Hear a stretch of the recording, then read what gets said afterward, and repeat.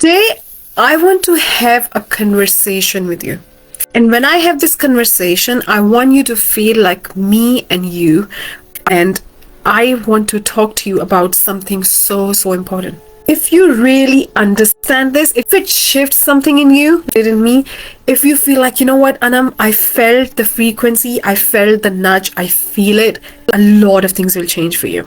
You will get a lot of answers. Some of those answers will not even be said here, but you will feel it, they will come for you, they will land for you.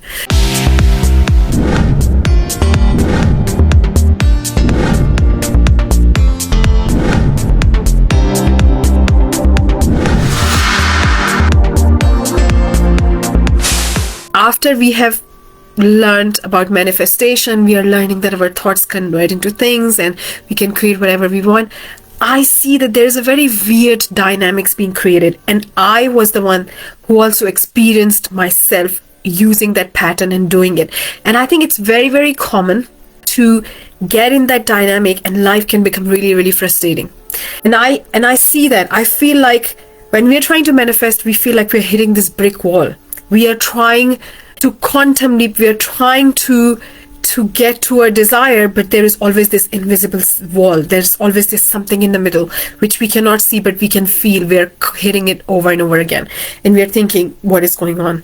How can I live in the end, or think from the image when there is this thing between me and I don't know what to do? And I get sometimes these questions that, Anam, tell me the right affirmation. Anam, tell me, what shall I do? How shall I? It's almost like I feel that there is this nation, this mechanical force that I want to take over this whole situation, and I want to make sure that it happens the way I want it, just control everything, and I'm gonna make it the way I want it.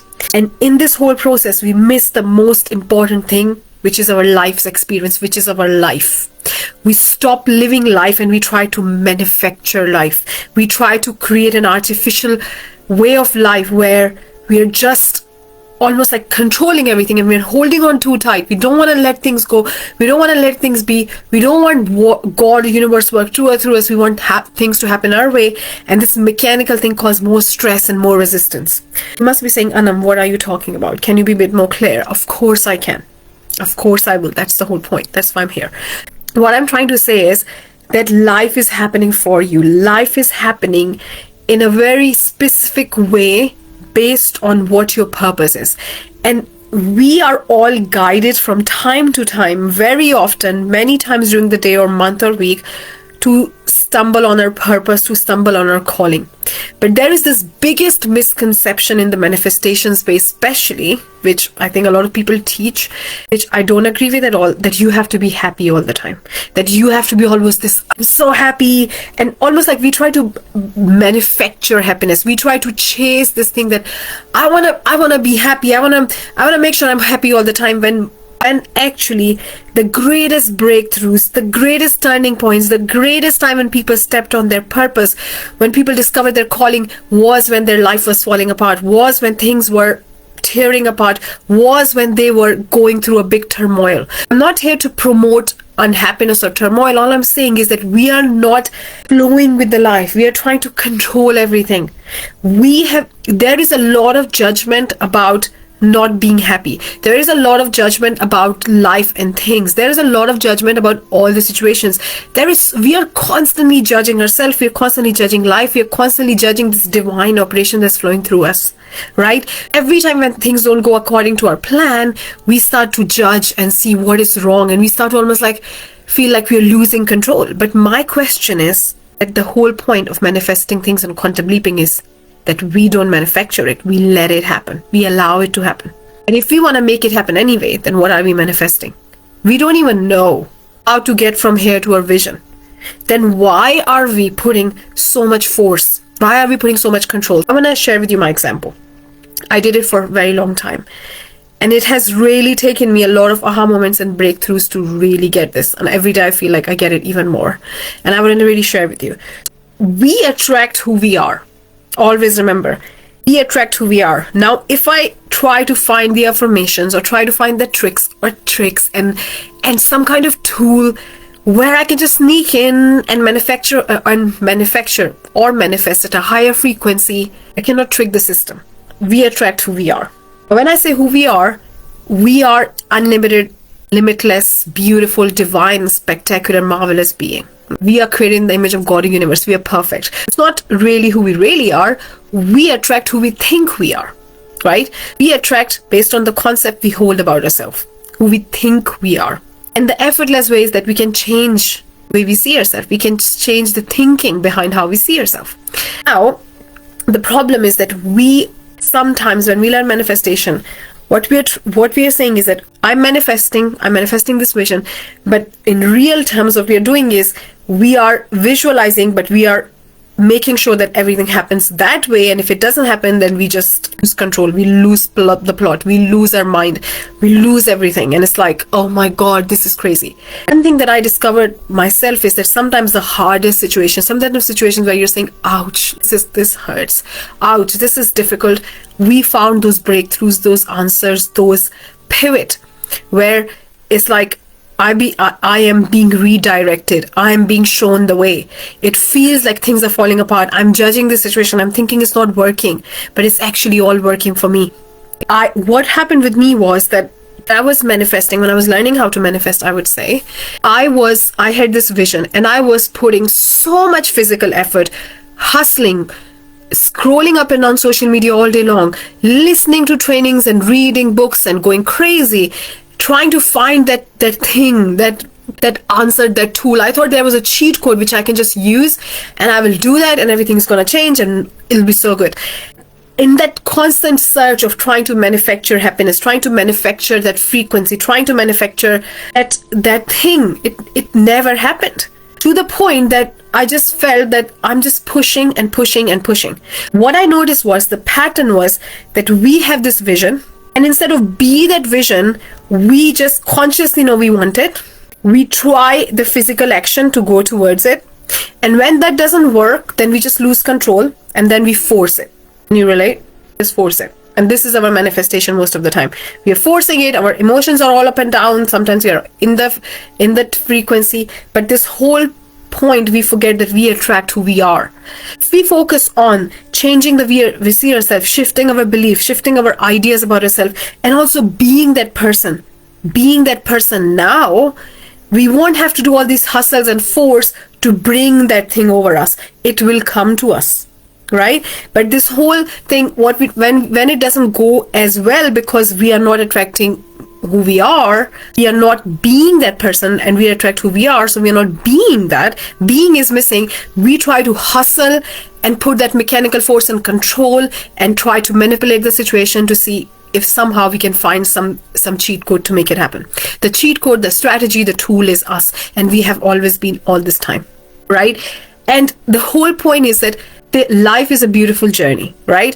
And people can manifest incredible things when they're having a very difficult time. And I want to share with you some incredible examples. Tony Robbins, let's take Tony Robbins' example, right? A lot of us know Tony Robbins. Tony Robbins was raised in a broken family, right? He was disowned by his family. And that's when he learned, growing up, the most important lessons of his life, when everything in his life fell apart.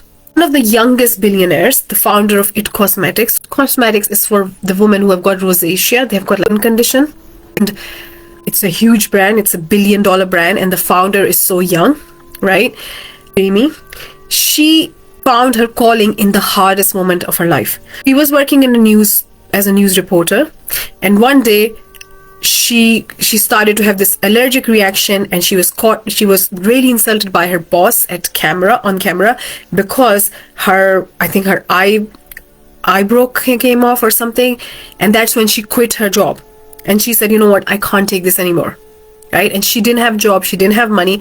That's when her pain, her turmoil becomes so strong that she said, I want to help people like me who have rosacea, who have skin conditions, to find the makeup, like to create the makeup for them.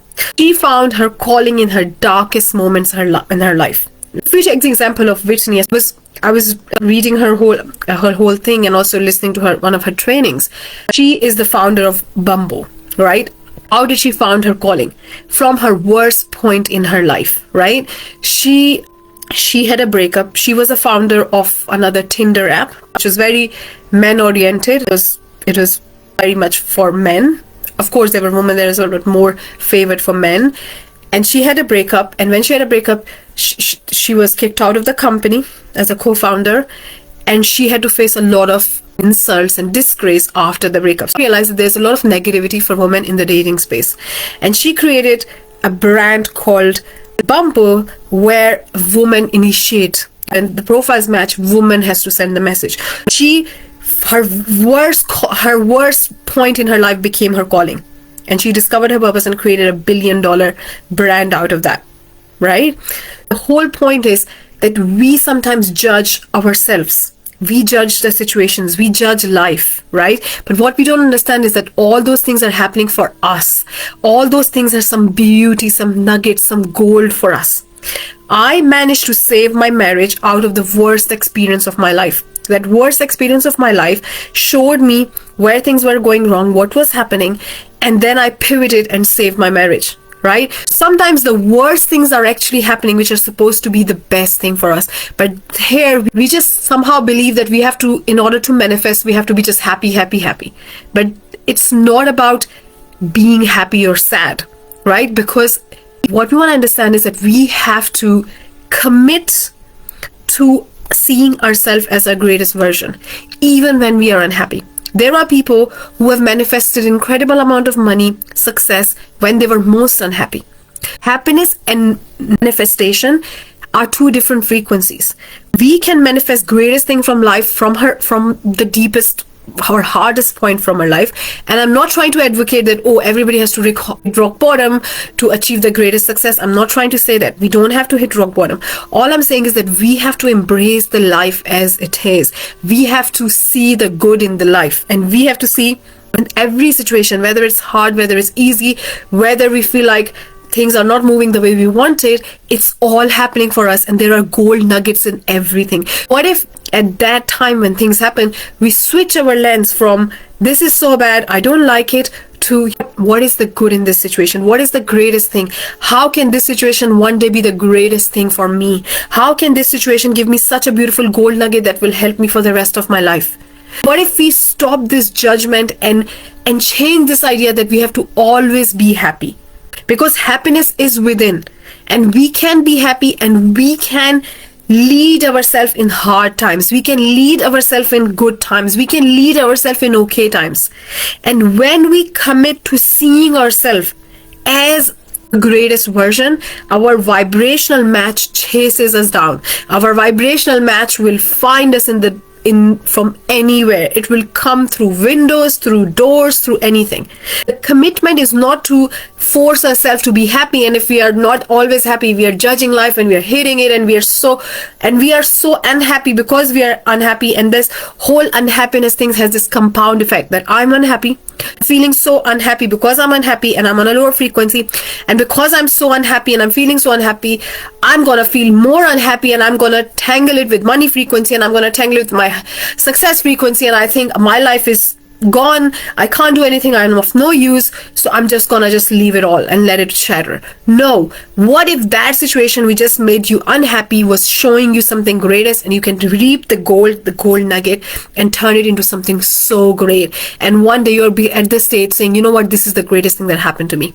Whenever I do these discovery calls or I have these sessions, the first thing I ask is, what is the greatest gold in this thing?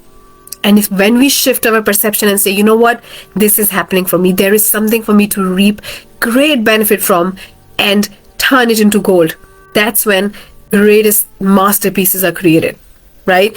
Let's lower these expectations that life has to always have the happy things, because sometimes those happy things cannot teach us the lessons that hard times can. And I'm not saying we have to all want to have hard times. All I'm saying is that if we become a person who value hard times, not like hard times, but value hard times, nothing can break us, because we are so grateful for good times and we value the hard times. We try to find the greatest benefit, the greatest gold, right? And what we really are committing to is not that I'll always be happy, and if I'm not happy, then I'll be so sad that this world will fall apart. We are committing to our vision and our greatest version. I am still the one in my life. I'm still the one to make my greatest dream come true. I'm still the one to attract on the higher frequency, whether things are hard or things are easy. You can still hold on to that frequency. You don't lose the frequency when it's hard. You can still hold on the frequency if you still see yourself as you are the one. If you still see your greatest self. If you still believe in yourself. And all this comes from how you see you. What is your value for you? If you value yourself, if you see your truest value, you will hold yourself, you hold your vibe, you will hold that belief in you even when times are hard, when people are making fun of you, and when there are problems, or when times are easy, right? When you value yourself, you know that I'm going to hold on to this vision no matter what. I'm going to see myself no matter what. I'm not going to wait for something outside or somebody outside to make me happy or tell me you're good enough. Or there is no such affirmation that I'm going to just find that tool, which is that shiny thing that's just going to make everything. You are your biggest strategy. You are your biggest tool. You are your biggest everything. And when we realize that when we hold on to our truest self, our greatest self, no matter what, we find this freedom, that power, right? What is manifestation? Manifestation is being. And then your vibrational match finds you. Then whatever you feel called to do or whatever you do, it works. Because you are on that frequency, you are it, right? Let's focus on being. Let's focus on releasing what doesn't serve us anymore. Let's focus on really stepping into that version. Doesn't matter if times are easy or hard. We cannot give the outside circumstances the power to maintain our frequency, or the power that if I'm happy and if everything around me is for me to be happy, I will manifest. Otherwise, everything has fallen apart. Nothing has fallen apart. You are already your greatest version. And this has a very, very close connection to money. When you value yourself and when you hold your value no matter what, and when you constantly see your value, you commit to your greatest version, money finds its way to you. Money finds its way from predictable ways. You hold on to that abundant frequency. We don't have to be happy to attract money. There are very, very sad and angry people who have a lot of money. Why? Because they see themselves as worthy of money. There is nothing to do with being happy or sad. I want you to be always happy, but I don't want your happiness to be the determinant of if you'll be successful. You are successful no matter what. You are your greatest version no matter what. I see the greatest of you today. And we all have the power to lead ourselves from whatever is happening in our life. We have the power to hold on to that frequency, that belief, that vision, that version of us no matter what. We don't need happiness to be able to do that. We will do it anyway. And when we have that, everything that happens in our life becomes the catalyst to go to that beautiful vision. Everything. Every single thing. And that's when we realize that the happiness and the joy that we are looking for outside has always been within us. And there is nothing outside of you that can make you happy. We make ourselves happy. When times are hard, we learn, we pivot, we reap the gold out of them. And when times are good, we are grateful, we cherish them, and we lead ourselves every single time. If you are saying, what is that affirmation? What is that thing? What is that tool? Tell me that tool. That is you. You are your affirmation. You are your tool.